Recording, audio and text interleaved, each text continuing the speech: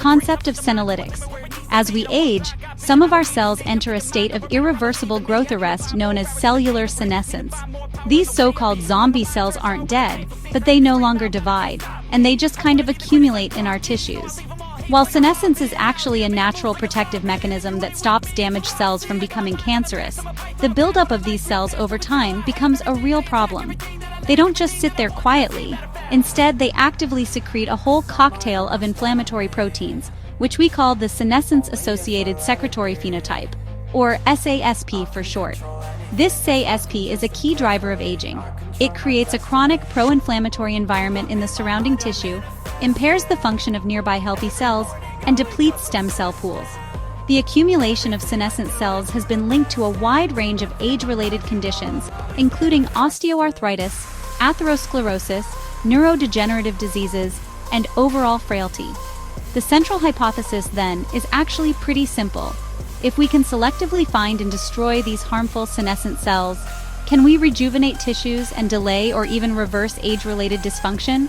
This is precisely what senolytic compounds are designed to do.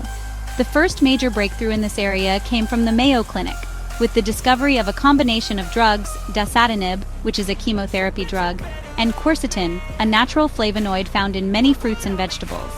This combination, often referred to as D plus Q, was shown to selectively induce apoptosis, or programmed cell death, in senescent cells while leaving healthy cells unharmed.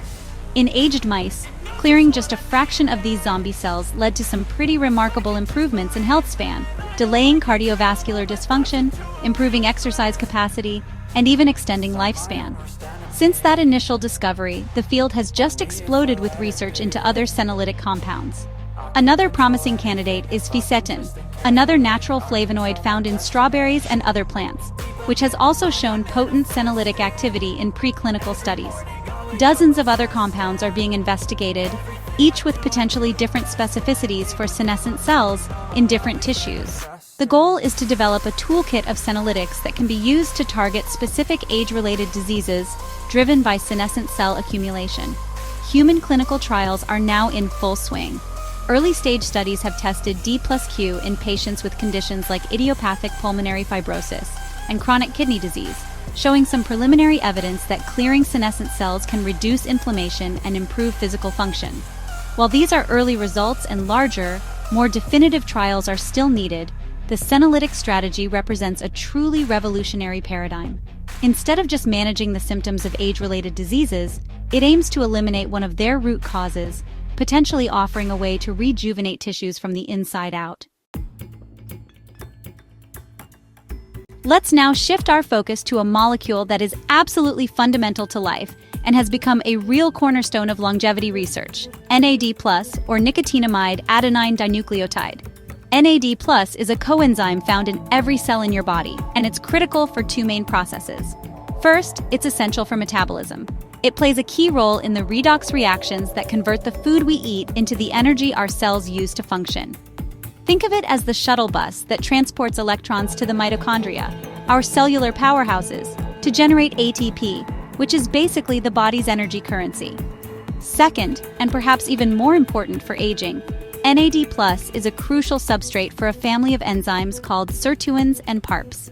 Sirtuins, which we'll talk more about in the next chapter, are proteins that regulate cellular health, DNA repair, and inflammation. PARPs are enzymes that are critical for repairing damaged DNA.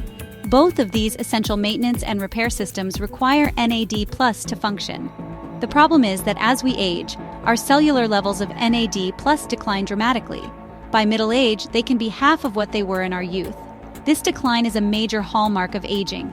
This age-related decline in NAD+ creates a serious problem. It impairs mitochondrial function, leading to an energy deficit.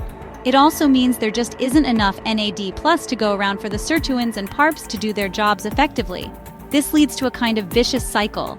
Less NAD+ means less efficient DNA repair, which leads to more DNA damage, which activates PARPs even more, further consuming the dwindling NAD+ supply. This decline is thought to be a central driver of the aging process, contributing to metabolic dysfunction, inflammation, and cellular decay. This understanding has led to a pretty straightforward therapeutic hypothesis. If we can boost NAD+ levels back to more youthful ranges, can we restore cellular function and promote healthier aging? This has given rise to the popularity of NAD+ precursor supplements. Our bodies can synthesize NAD+ through various pathways, using precursors like nicotinamide riboside or NR, and nicotinamide mononucleotide or NMN. These molecules are essentially building blocks that the cell can readily convert into NAD+. The idea is that by supplementing with NR or NMN, we can bypass potential bottlenecks in the synthesis pathway and effectively refill the cellular NAD+ pool. The results from animal studies have been very promising, showing that boosting NAD+ can improve mitochondrial function, enhance muscle regeneration, protect against metabolic disease, and even extend lifespan in mice. Human studies have been more mixed, but are generally encouraging. They have consistently shown that supplementing with NR or NMN does effectively raise blood and tissue NAD+ levels. Some trials have shown